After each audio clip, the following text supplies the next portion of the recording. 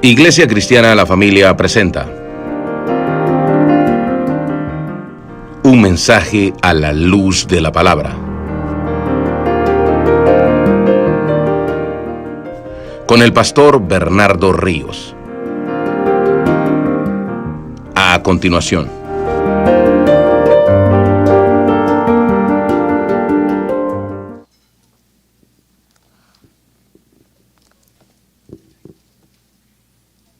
¿Lo tenemos?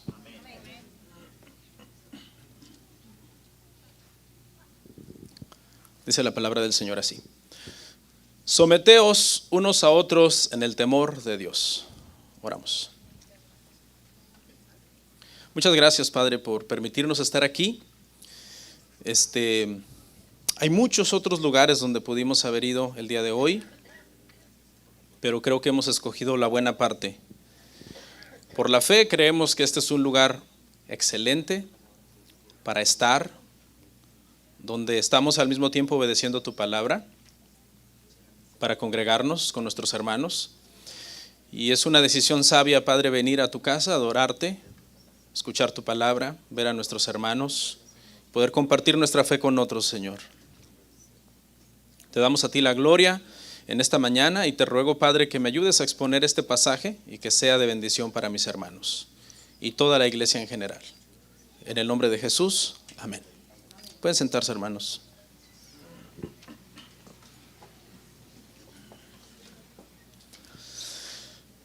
El día de hoy, hermanos, vamos a meditar bajo un tema que le puse por título La esposa tradicional. No sé si han oído, hermanos, una moda que se llama en inglés trad wives. Es una forma corta de decir algo así como traditional wives, o en español, esposas tradicionales. Son por lo general mujeres jóvenes, estudiadas, intelectuales, que en pleno siglo XXI han decidido no trabajar fuera de casa, han decidido dedicarse a cuidar a sus maridos, criar a sus hijos, y se han vuelto tendencia en las redes sociales porque de alguna manera tienen una actividad en las redes sociales. Suben videos, cocinando, limpiando la casa, haciendo todas las cosas que una esposa tradicional hace. Se ha vuelto una moda, muchas de ellas son famosísimas. Y de alguna manera, hermano, esto ha desatado dos reacciones en el mundo. Por un lado está las personas con una mentalidad tradicionalista, como yo, por ejemplo, que aplaudimos eso y decimos, qué bueno. Pero por otro lado se ha levantado muchas mujeres como un poco de corte feminista, e incluso algunas cristianas que tienen ciertas tendencias feministas, porque de esas también hay, que están molestas con estas mujeres. Y su molestia es que ¿por qué estas mujeres están tratando de hacer ver por las redes sociales al mundo como que ser ama de casa y ser una mujer que está sujeta a un hombre y que se dedica a criar hijos, está mandando un mensaje al mundo de que está feliz? Las feministas dicen, esto está mal, porque están mandando el mensaje de que son felices siendo oprimidas. Porque usted sabe que muchas de estas cosas que acabo de mencionar, como por ejemplo, no trabajar fuera de casa, sino trabajar dentro de casa, dedicarse a cuidar al esposo y a los hijos y dedicarse a cuidar un hogar, para mucha gente eso es de alguna manera opresión. Pero esto es una moda, yo no sé si va a pasar, no sé cuánto va a durar esta moda en las redes sociales. No solamente está alcanzando a muchas mujeres ya casadas, que han decidido que esta es una buena tendencia y algo muy bonito, sino que incluso está alcanzando a mujeres solteras en edad de casarse, que están también promoviendo este movimiento y dicen estar listas para casarse, dejarlo todo por su marido, por sus hijos y por su hogar. Así que muchachos en edad de casarse, busquen esas muchachas que están pensando así. Yo creo que esto no solo debería de ser un trending topic de estos días. Estoy convencido por la palabra que este es el diseño divino de Dios para la mujer y para la familia. El día de hoy vamos a ver 4 versículos en Efesios. El verso 21 al 24, donde precisamente creo yo que este es uno de los pasajes de las Escrituras más claros a favor de la esposa tradicional, que hace un llamado a que la esposa cumpla con todas estas cosas que yo acabo de mencionar. Obviamente, hermanos, este es uno de los sermones más rechazados de estos tiempos, porque vivimos en un mundo post-cristiano, ¿no? Históricamente, si nos ubicamos dentro de la historia, la etapa de la vida en la que estamos viviendo se le conoce un mundo post-cristiano. Es decir, ya la humanidad pasó por aquel tiempo en donde se entendía que el cristianismo era lo más importante, se rebasó eso y ahora se entiende como que no, el cristianismo es solamente una religión más dentro de las demás. Vamos a ver 4 cosas el día de hoy, hermano, una cosa por cada versículo. En el primero vamos a ver una diferencia entre lo que es el sometimiento mutuo y el sometimiento funcional. Sometimiento mutuo y sometimiento funcional, verso 21. Luego en el verso 22 vamos a hablar de la sujeción de la esposa. En el que sigue, en el 3, vamos a hablar de la razón para la sujeción. Y por último, del modelo de la sujeción, en el versículo 24. Vamos a leer una vez más el versículo 21 bajo el encabezado sometimiento mutuo y sometimiento funcional. Dice, someteos unos a otros en el temor de Dios. Lo primero que vamos a diferenciar, hermanos, en este versículo es entre sometimiento mutuo y sometimiento funcional, que son 2 cosas diferentes en las Escrituras. Dentro del sometimiento mutuo, todos los cristianos nos debemos de someter unos a otros en el temor de Dios, como dice el verso 21. ¿Ok? Bajo el sometimiento mutuo. Bajo el sometimiento funcional, Dios de alguna manera estableció rangos en la familia y en la sociedad. Dios estableció rangos en la familia. Hay un orden, hay una cabeza, hay una ayuda idónea, hay hijos. En la sociedad también hay rangos. Hay un jefe, hay un empleado. Ese jefe es probablemente que a veces tenga un jefe más arriba de él, como dice Eclesiastés, ¿no? Sobre un grande siempre hay otro más grande. Y en el rango de los empleados, quizás abajo del rango de los empleados hay uno que ya es muy bueno para hacer el trabajo, hay otro que es principiante y es ayudante del que es empleado. Querramos o no, hermanos, este mensaje quizás a muchos que tienen una tendencia de izquierda, comunista, socialista, no les guste, pero realmente así fue estructurada la sociedad. Cuando tú llegas a un hospital y entras por el elevador y hay un hombre que está limpiando el piso, pues tú te diriges a la oficina del cirujano, donde está el doctor que es el que te va a operar el cerebro, ¿no? Tú no esperas que el que está limpiando el piso sea el que te opere. Pura lógica, puro sentido común. Tú no puedes decir, no, aquí todos somos iguales, que me opere el que no estudió. No, tú vas a decir que me opere el que estudió y el que está limpiando el piso, que siga limpiando el piso. En el sentido, hermanos, del sometimiento mutuo, no existe clasificación de cristianos superiores y cristianos inferiores. Todos somos iguales en la cuestión del sometimiento mutuo. El hombre y la mujer valen lo mismo delante de Dios. Están hechos a imagen y semejanza de Dios. El padre y el hijo valen lo mismo delante de Dios. Están hechos a imagen y semejanza de Dios. El jefe y el empleado valen lo mismo delante de Dios. Ambos están hechos a imagen y semejanza de Dios. En esa cuestión, hermano, de que no hay clasificación, todos nos debemos un sometimiento mutuo. Por ejemplo, aunque yo soy cabeza de mi esposa dentro del sometimiento funcional, que ya lo voy a explicar un poco, yo debo cierta sujeción a mi esposa. Y eso no significa que ella es mi cabeza, pero la estoy respetando como una mujer, como una cristiana hecha a imagen y semejanza de Dios, que merece mi respeto. La Biblia dice que yo soy dueña de ella, pero también dice que ella es dueña de mí. En ese sentido hay un sometimiento mutuo. Yo no soy más dueño de ella que lo que ella es dueña de mí. ¿Ok? Muchas veces tengo que hacerle caso. Por ejemplo, yo no puedo mañana agarrar mis cosas, agarrar el carro sin avisarle e irme a la playa. Pero alguien diría, pero usted es la cabeza, usted lo podría hacer. No, porque hay un sometimiento mutuo en el cual nos debemos de someter unos a otros en un respeto, en un amor, de un trato entonces digno de las personas con las cuales nos estamos relacionando. Pero hay un sometimiento funcional, y dentro del sometimiento funcional, Dios me diseñó a mí para ser la cabeza de mi esposa, y eso no puede cambiar. Mañana no es que le toca hacer cabeza a ella, luego el martes me toca a mí y nos vamos rotando el turno. En la cuestión del sometimiento funcional, hermanos, hay un orden y se tiene que respetar. ¿Cómo se logra, hermanos, este sometimiento tanto mutuo como funcional? Mire lo que dice el pasaje. Se logra en el temor de Dios. Este es el principio espiritual, el temor de Dios. Hay un diseño entonces para cada ser humano y para cada miembro de la familia, y en la medida en que cada miembro de la familia camina en el temor de Dios, ese sometimiento funcional puede operar de una mejor manera. Si yo estoy en el temor de Dios, mi esposa en el temor de Dios, mis hijos en el temor de Dios, vamos a ser una familia en donde el sometimiento funcional va a ser más fácil.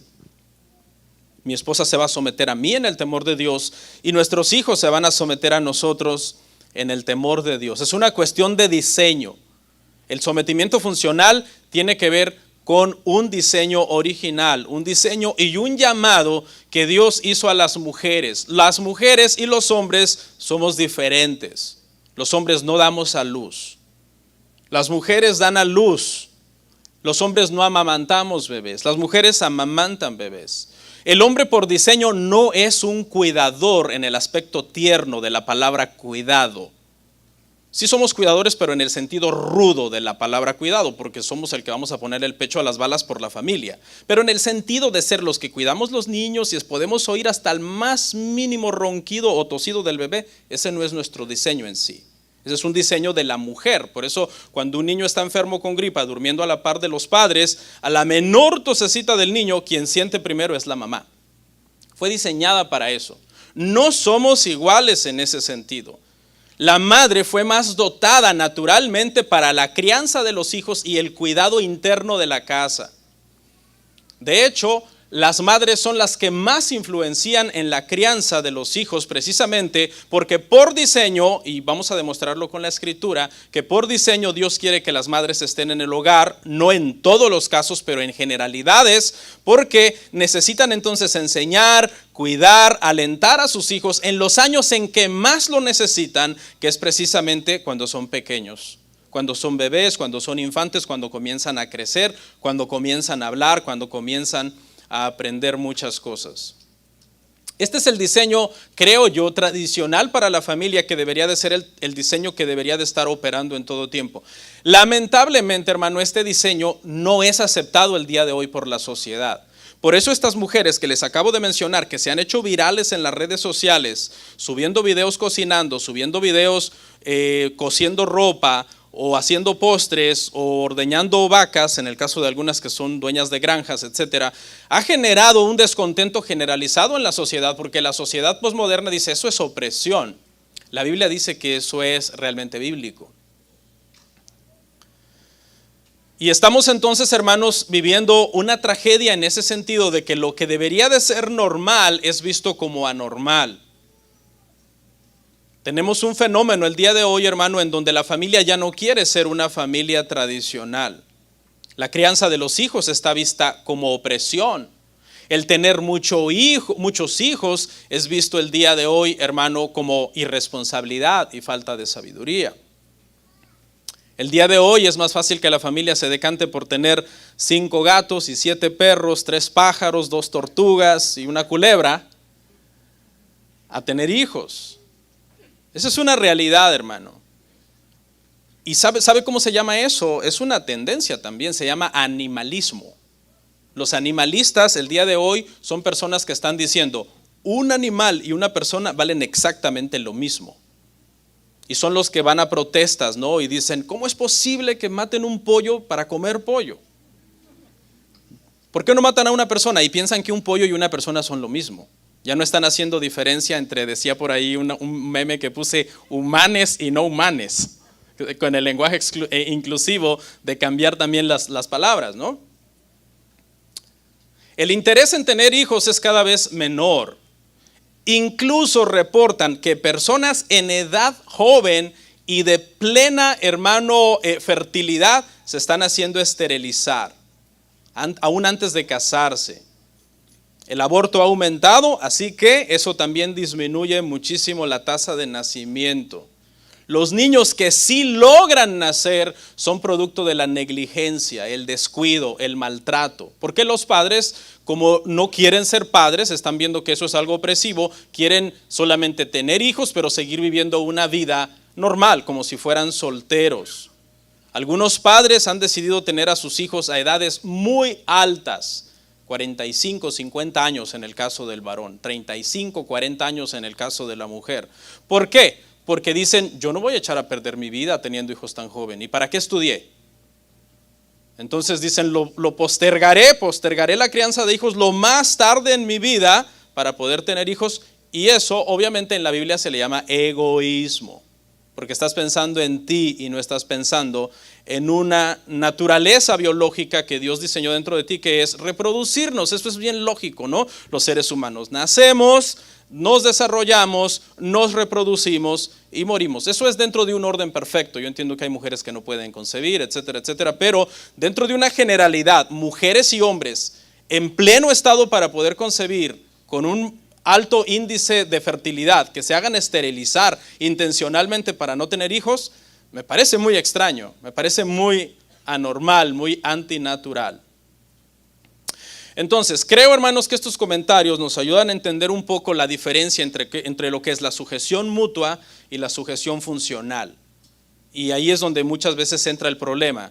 Pero este verso, el apóstol Pablo lo está usando para preparar lo que viene. Porque mientras en el verso 21 está hablando de una sujeción mutua donde todos nos debemos someter unos a otros, del verso 22 en adelante se dedica exclusivamente a hablar de la sujeción de la mujer y del sometimiento funcional, donde la mujer no puede ser cabeza en un escenario ideal. Entiendo que hay viudas, que hay madres solteras, y obviamente ahí hay de repente esa excepción a la regla, no anula la regla, pero hay excepciones. Verso 22. Punto número 2, la sujeción de la esposa. La sujeción de la esposa, verso 22.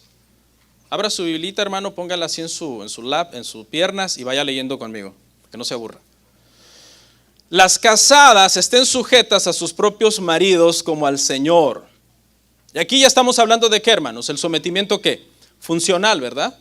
Que fue el que tratamos de diferenciar en el verso anterior. Aquí Pablo comienza una larga lista de sometimiento funcional que vamos a terminar hasta Efesios 6:9. Ahorita vamos a hablar de varios sometimientos funcionales. El primero, la esposa sujetarse al esposo. El segundo, los hijos sujetarse a los padres. Y el tercero, los siervos sujetarse a los amos. Esos van a ser los 3 temas que siguen. Y lo vamos a terminar hasta Efesios 6:9. ¿Ok? Pero el día de hoy lo que nos ocupa entonces es la sujeción de la esposa al esposo, hermanos. Es bien importante que entendamos que la sumisión funcional, hermano, no debe de devenir en tiranía, no debe de terminar en un liderazgo abusivo y opresor de parte del hombre. Es una cuestión de roles, no es una cuestión de importancia. Porque en cuestión de importancia debe haber un sometimiento mutuo. Pero en cuestión de roles, hermano, hay una diferencia.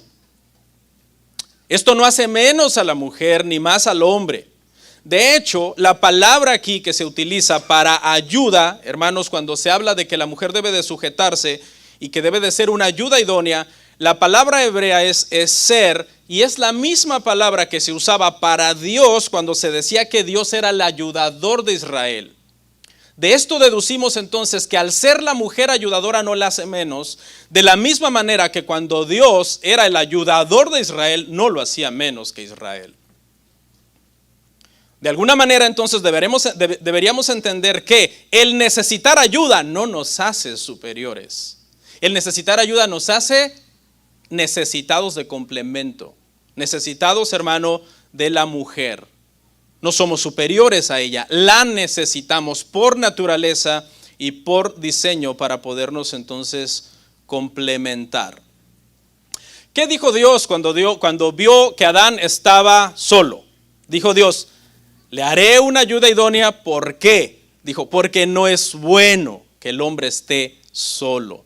Entonces, cuando Dios nos provee una esposa, hermanos, ¿qué es lo que Dios nos está diciendo de cierta manera? De cierta manera Dios nos está diciendo, yo sé que eres limitado. Por eso tenga cuidado de entender esto como superioridad de usted. No, Dios cuando te da la esposa te está diciendo, eres limitado. Y yo te voy a dar una ayuda divina por medio de darte una mujer. De alguna manera, hermanos, nuestra mujer, de alguna manera, espero que no malinterpreten este comentario, representa en nuestra vida la ayuda de Dios. De la misma manera que los varones como cabeza representamos a Cristo ante nuestras esposas, la ayuda de nuestras esposas representa la mano de Dios, Dios diciéndonos, sé que eres limitado, necesitas una ayuda, esta es la ayuda que yo te voy a dar. Así que usted que tiene allá a su esposa a la par, mírela y diga, bueno, esta es mi ayuda idónea. Dios sabe lo que hace, Dios no se equivoca. Le podemos ver muchos defectos a nuestra ayuda idónea, muchas limitaciones también, porque ayuda idónea no significa ayuda perfecta, tampoco significa jefa idónea. No, sino ayuda idónea. ¿Ok? Pero eso es lo que Dios tenía para ti. Amén. Y es seguramente lo que necesitas. Seguramente lo que necesitas. A mí, mi esposa me ha salvado de grandes errores por medio de su consejo y por medio de su ayuda. Y le doy gloria a Dios porque para eso Dios me la dio. Para que me ayude. Hay quienes creen que al principio la sujeción no existía y que la sujeción vino como producto de la caída. De hecho, el cristianismo feminista aboga mucho por eso. Dice, no, la sujeción no existía, eso vino a causa de la caída en un mundo caído. La sujeción vino en sí, hermanos, la sujeción ya existía. Lo que vino a hacer la caída fue de alguna manera a dañar la sujeción. Mire lo que dice Génesis 3:16. A la mujer dijo, multiplicaré en gran manera los dolores de tus preñeces, con dolor darás a luz los hijos, y tu deseo será para tu marido, y él se enseñoreará de ti. Esto no quiere decir que a raíz de la caída vino la sujeción. Lo que quiere decir es que a raíz de la caída vino el abuso en el tema de la sujeción. La caída, hermanas, generó en ustedes una especie de tendencia a querer usurpar la autoridad. Eso es lo que le está diciendo Dios a Eva acá. Tu deseo será para tu marido, querrás mandarlo. Vas a ostentar ser su cabeza, vas a ser tentada constantemente a dirigirlo, a decirle qué hacer. Eso fue lo que trajo la caída, una distorsión de la función, no la función. La función fue establecida desde que Dios creó al hombre primero y luego creó a la mujer para que lo ayudara, hermanos. De aquí viene realmente, de Génesis 3:16 es que nace la guerra de los sexos que existe el día de hoy. El feminismo y el machismo. Por una parte, el feminismo es una inclinación pecaminosa de parte de las mujeres tratando de usurpar la autoridad establecida por Dios, y el machismo es una inclinación pecaminosa de parte del hombre a abusar de su autoridad y someter a su esposa tiránicamente debajo de sus pies de una manera antibíblica. Dice el pasaje, verso 22, las casadas estén sujetas a sus propios maridos, ¿cómo? Como al Señor. Como al Señor. Es decir, la sujeción es para la gloria de Dios. La sujeción de la mujer es en obediencia al Señor. Es para agradar a Dios. A diferencia de los incrédulos, donde un incrédulo podría tener a su mujer bien sometida porque es un abusivo, y ella es una mujer muy débil de carácter, ¿por qué se sujetaría esa mujer a ese hombre? ¿Por temor a quién? Por temor al hombre, por temor a él. Las mujeres cristianas se deben de someter al esposo. ¿Por temor al esposo? ¿Por temor a quién? Por temor al Señor, en el temor del Señor. Y un hombre que anda en el temor del Señor tampoco debe abusar de su esposa. Por eso, jóvenes, muchachas, ustedes que se quieren casar, que están en edad de casarse, orando para casarse, Una de los principales requisitos, cásense con un cristiano. Y no se casen con cualquier cristiano. Porque acuérdese, hermano, que hasta el diablo, si le preguntas, ¿eres cristiano?, te dice que sí. Una esposa, hermanos, temerosa de Dios, no tendrá problemas en sujetarse a su esposo, porque entiende que al sujetarse a su esposo, se está sujetando a su Señor. Y eso no quiere decir que el esposo es perfecto.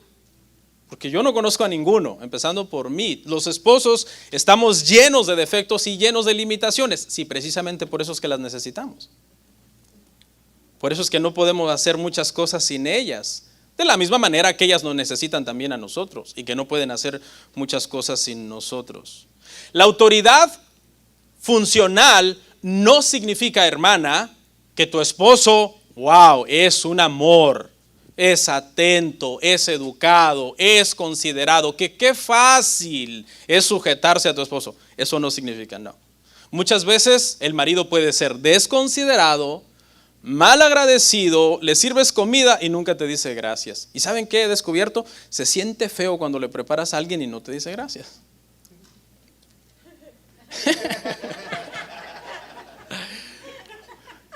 Es que yo soy bueno para hacer café. Y a veces doy el café a todo mundo y nadie me dice gracias. Digo, hello, gracias. Pero a mí me ha servido porque digo, wow, tengo que decir gracias cada vez que yo reciba algo de mi esposa. Algunas veces el esposo puede ser abusivo, desconsiderado. ¿Y por qué, pastor, me debo de sujetar a él? En el temor de Dios.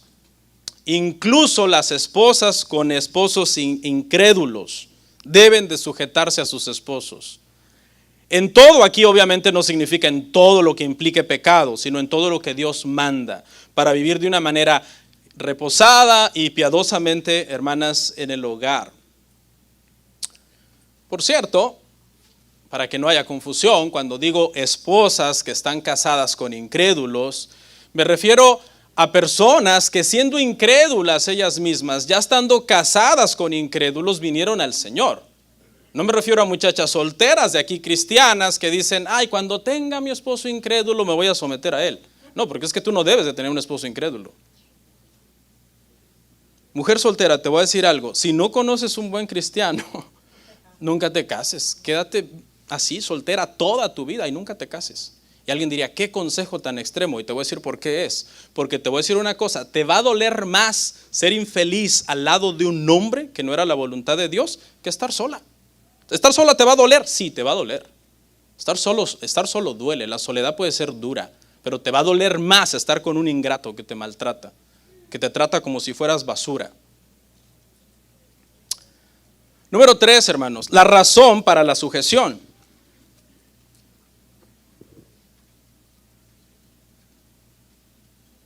Verso 23, la razón para la sujeción, dice así, porque el marido es la cabeza de la mujer, así como Cristo es cabeza de la iglesia, la cual es su cuerpo y Él es su Salvador. ¿Cuál es la razón, hermano, que nos sujetamos? Bueno, hay una cuestión de un diseño divino en donde Dios, hermanos, creó el matrimonio entre un hombre y una mujer para de alguna manera representar la unión de Cristo y de la iglesia. Y así, entonces, el marido fue diseñado para ser cabeza de la mujer porque Cristo es ¿qué? Cabeza de la iglesia. De ahí fue donde se tomó entonces, hermanos, este diseño. Pero aquí quiero hacer una aclaración. Cabeza, cuando oímos la palabra cabeza pensamos inmediatamente en ¿qué? Dominio, autoridad, orden. Y sí, cabeza simboliza todo eso, pero cabeza también simboliza otras cosas, que es protección, amor y cuidado del cuerpo. Solamente una persona que no esté bien de la cabeza dañaría su cuerpo. Entonces, ser cabeza, marido, sí, te da autoridad como cabeza. Pero también te da ¿qué? Una responsabilidad de cuidar del cuerpo. En este caso estamos hablando de que el cuerpo sería ¿quién? Tu esposa en un sentido. De la misma manera que la iglesia es el cuerpo de Cristo, siendo él cabeza, tu esposa es cuerpo en la familia y deberías entonces cuidar muy bien a tu esposa. La mujer no se somete a su esposo solo porque es deseo de Dios, ¿no? Que el esposo la mande. Se somete de una manera, hermano, mucho más feliz cuando nosotros somos una buena cabeza. No solo una cabeza que manda, sino también una cabeza que ama. ¿Cómo quieres que tu esposa se sujete a ti? ¿Solamente porque Dios lo manda? ¿Toda amargada? ¿Resignada? ¿O quieres que tu esposa se someta a ti porque Dios lo manda, pero también porque le place? Porque le nace, porque te respeta, porque te admira, porque ve que eres un hombre de Dios. Yo prefiero que sea por las dos cosas y no solamente por una, porque eso es precisamente, sería estar ejerciendo una autoridad ilegal sobre mi esposa. Los hombres que no son buenos cristianos le complican este panorama a sus esposas, porque sus esposas se estarán sometiendo a ellas porque Dios lo manda. Y sí, está bien, están siendo obedientes y Dios siempre bendice la obediencia, pero lo están haciendo con reservas, como diciendo: mi esposo necesita crecer muchísimo más para que yo me someta a él de buena voluntad. Así como Cristo es cabeza de la iglesia, que era lo que yo estaba comentando, ¿no? El esposo debe ser cabeza al estilo de ¿quién? Al estilo de Cristo. Gobernar, pero también cuidar. Y me parece que esta analogía la usamos en temas pasados, pero creo que viene muy a modo, ¿no? Cuando los miembros del cuerpo no le responden a la cabeza es porque están enfermos. Cuando un hombre, que este sería el otro extremo, cuando un hombre es un buen cristiano y su esposa no se somete a él, ¿qué podemos deducir de su esposa? Que tiene una enfermedad espiritual, tiene un problema espiritual. Posiblemente no es cristiana en una de esas, ¿no? O posiblemente es una cristiana que está descuidando su vida espiritual, no ora, no lee la Biblia, está desperdiciando su tiempo en muchas otras cosas que ya voy a mencionar más adelante. Entonces, maridos, ustedes tienen la obligación de estar bien espiritualmente, y cuando ustedes cumplan con esa obligación, ustedes tienen el derecho de decirle a su esposa: ¿en qué libro de la Biblia vas? ¿A qué horas oras? ¿A qué horas oras? Cuide la vida espiritual de su esposa. Hace muchos años yo me acuerdo que yo le decía a un hermano: hey, preocúpese por su esposa porque está dando unos frutos. Ya todo mundo se dio cuenta que su esposa anda más perdida que nada. Y me dijo el hermano: no, eso es trabajo de ella. Eso es problema de él. No, eso es trabajo de usted. ¿Usted está bien espiritualmente? Yo sí. Entonces, si usted está bien espiritualmente, tiene autoridad moral de pedirle cuentas a su esposa. Porque una bicicleta donde una llanta, hermano, está ponchada, aunque la otra sea nueva, no llega a ningún lado. Y eso es el matrimonio, necesita las dos ruedas para poder funcionar, que las dos estén bien. En esta parte quiero dar 3 consejos, hermano, a los padres, antes de pasar a nuestro último punto. Y el primero, hermanos, es a los padres, preparando a nuestras hijas para la sujeción, es que no deberíamos criar a nuestras hijas con el propósito de que sean independientes. Sí, con el propósito de que sean fuertes, pero no independientes. Y como yo sé que este comentario le puede hacer mucho ruido a mucha gente, voy entonces de alguna forma a aclarar un poquito. Pregunta, hermanos: ¿la mujer por diseño necesita un hombre? La respuesta es sí, a menos que tenga el don de continencia, que sería la excepción a la regla. Aquí estamos hablando de la regla. La mujer por diseño necesita un hombre. Este no es un tema de si quiere un hombre o no quiere un hombre. Es que lo necesita sí o sí para poder cumplir entonces su función. Entonces nosotros, hermanos, sabiendo que nuestras hijas fueron diseñadas para necesitar un hombre, no deberíamos enseñar a nuestras hijas y decirles: tienes que ser tan independiente que nunca necesites a un hombre, porque eso es ir en contra del diseño que Dios les dio.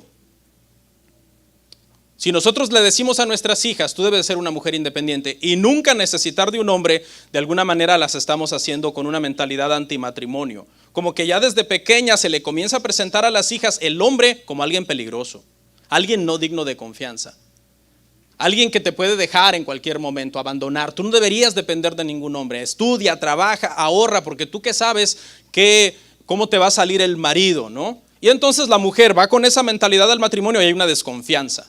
Ve al marido y dice: a saber a qué horas me dejas, a ver a qué horas me engañas, a ver a qué horas esto. Entonces, de alguna manera lo comienza a ver no como un complemento, sino como una competencia. Y realmente lo tiene que ver como un complemento.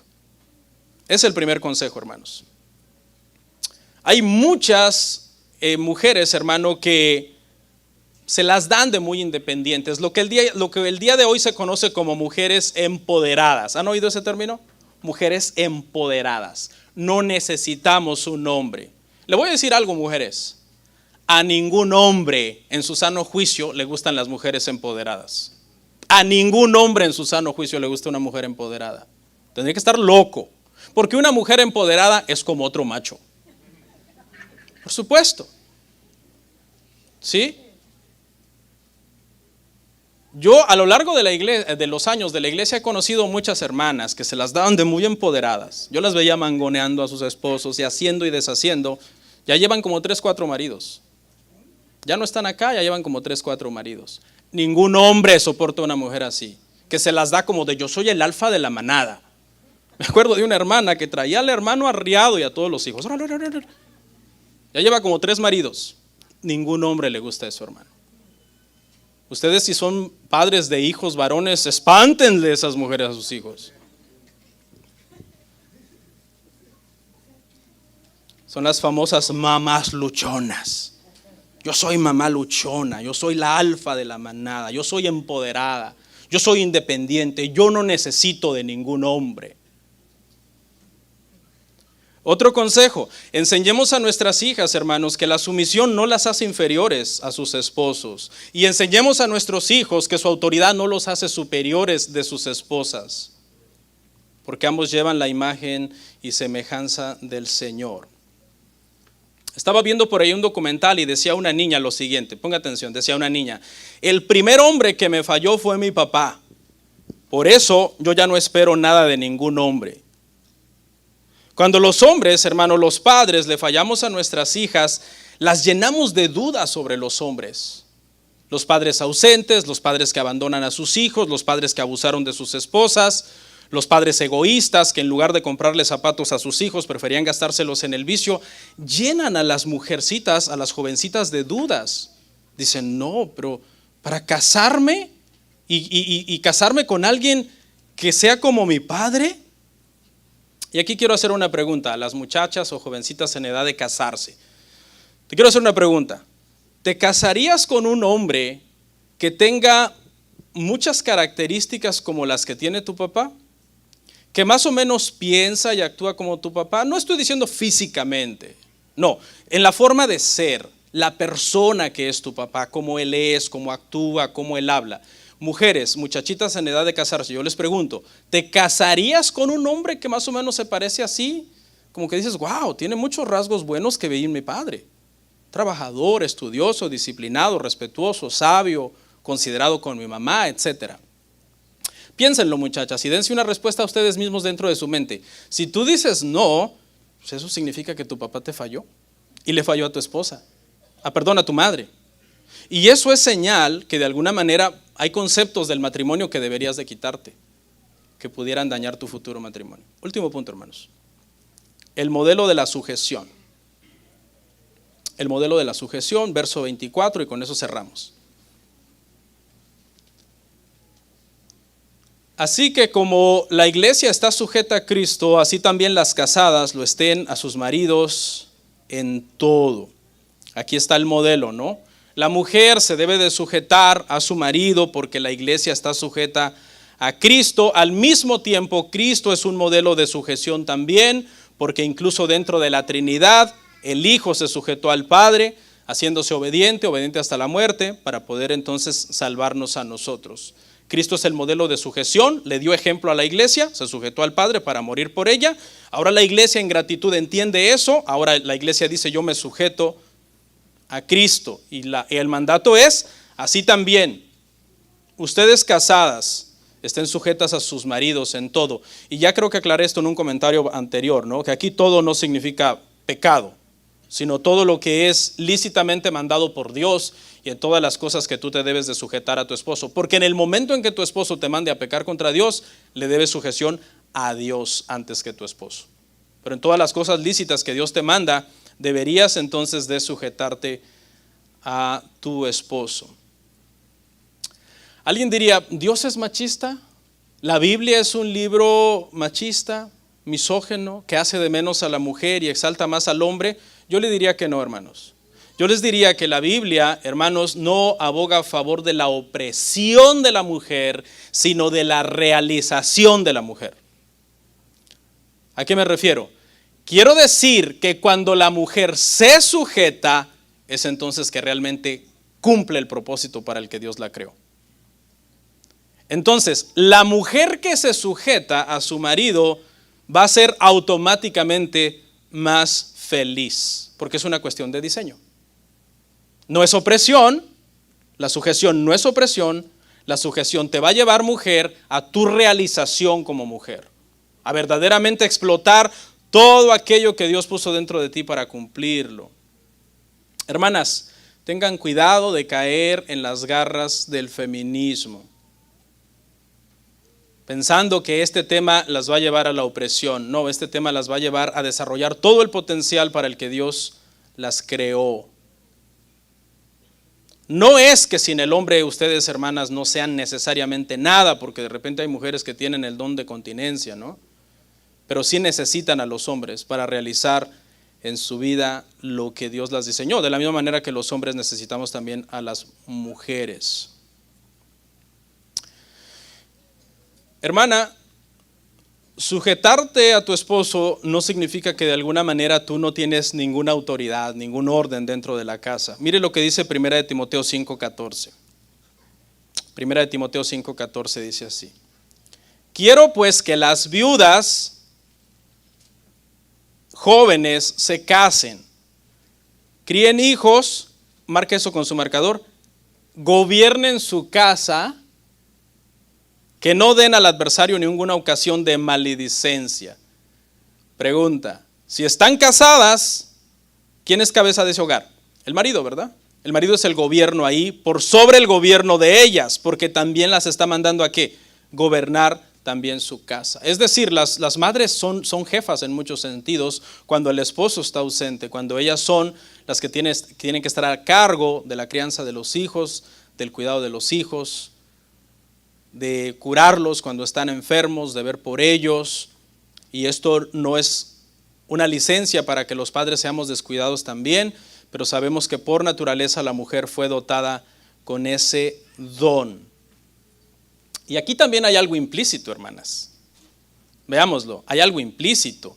Fíjese el diseño de Dios para las mujeres jóvenes. Aquí dice viudas jóvenes cuando se casan. Fíjese el diseño de Dios, que gobiernen su casa. No dice que gobiernen la empresa. No dice que gobiernen allá afuera un montón de cosas. No, dice que gobiernen su casa. Lo que implícitamente podemos sacar de acá, hermanos, es que de alguna manera el diseño tradicional de Dios para la esposa tradicional es que trabaje dentro de su casa. Que trabaje dentro de su casa, que cuide la casa, porque hay mucho que hacer en la casa. Porque si el verso dice que va a gobernar cuando el esposo no está, significa que cuando el esposo no está, alguien debería de estar cuidando esa casa. Ah, pero la puede cuidar el babysitter.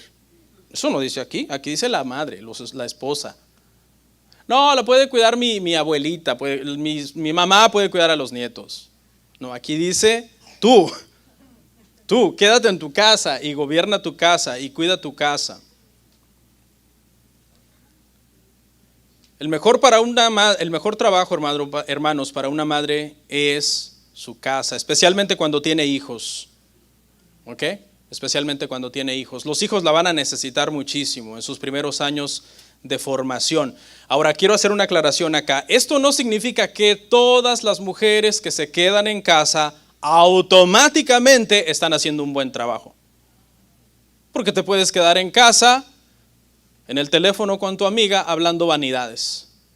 Te puedes quedar en casa frente a un espejo 4 o 5 horas en un aseo personal exagerado que raya en la vanidad y hasta en la idolatría de ti misma.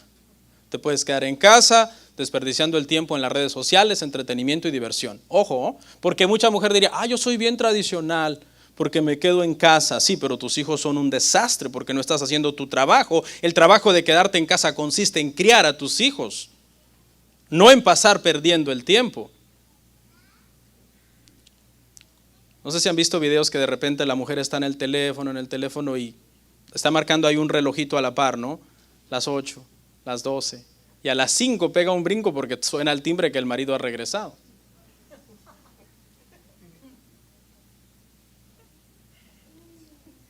Es una cuestión, hermanos y hermanas, de diseño. Que la madre esté en el hogar, aparentemente, hermanos, es la voluntad de Dios en un escenario ideal. Que cría a sus hijos es la voluntad de Dios, no las niñeras, no la abuelita. Pero el pensamiento que podría venir a la mente de una muchacha joven, intelectual, estudiada, podría ser: ¿y para qué estudié? ¿Para qué estudié? Si el pastor dice que este verso significa que la voluntad de Dios es que yo al tener hijos me quede en casa, cuide mi casa, gobierne mi casa, que el mejor trabajo está en mi casa. Buena pregunta. Yo no te lo voy a contestar. Precisamente comencé diciéndoles que las mujeres tradicionales, de traditional wife, como están diciendo ahora, son mujeres jóvenes, preparadas, intelectuales, que han decidido intencionalmente, porque lo han visto en la Biblia, renunciar al trabajo fuera de casa, dedicarse a cuidar al marido y a los hijos, y que son conscientes que todo eso implica cocinar, lavar, limpiar y todo lo que implica ser una esposa tradicional. Pastor, pero si yo dejo de trabajar, a mi esposo no le va a alcanzar para mantenernos. Es un buen argumento, ¿verdad? Bueno, tal vez pueden reducir unos gastos, pero entonces el estilo de vida que vamos a tener va a ser un poco más bajo, vamos a vivir con más limitaciones. Bueno, quizás esa es la voluntad de Dios, que vivas con más limitaciones con tal de que tus hijos estén contigo. No des por sentado que por cuanto ambos trabajan y tienen más bendiciones, entre comillas, esa es la bendición de Dios. Porque la bendición de Dios es obedecer su palabra. Y su palabra dice que si eres una madre de hijos en edad de crianza, debes de quedarte a cuidar a tus hijos. Con esto concluyo. Quiero que me pongan una foto que la quise usar a modo de ilustración. Ella es Hannah Nieleman. Es una mujer de 35 años que tiene 8 hijos. El año pasado ganó un concurso de belleza que se llama La Señora América. Y cuando estaba en el concurso se le hizo una pregunta. La pregunta que le hicieron fue: ¿cuándo en la vida te has sentido lo más empoderada posible? Y ella dijo: las veces que me he sentido más empoderada en mi vida es cada vez que he dado a luz y he traído a estas sagradas almas al mundo. Muchos la atacaron llamándola ama de casa oprimida. Mucha gente se pronunció, revistas, redes sociales: esta es una ama de casa oprimida. Pero de oprimida no tiene nada. Déjele describo un poco quién es esta mujer. Es una rica empresaria, dueña de un rancho que se dedica al comercio de carne de puerco y carne de res y muchos otros derivados de todos esos productos. Es bailarina de ballet, tiene un PhD en sociología, tiene casi 10 millones de seguidores en Instagram, casi 10 millones de seguidores en TikTok, y se le conoce en el mundo como la reina de las esposas tradicionales. No la estoy presentando como el modelo a seguir, nuestro modelo es Cristo, porque pues ella es un ser humano, a lo mejor en 5 años hace videos diciendo me arrepiento de todo eso, no lo sé, porque es un ser humano, pero sí estoy seguro por la Escritura que ese es el diseño que Dios quiere para todas las mujeres en edad de estar casadas y que tienen hijos. Vamos a orar.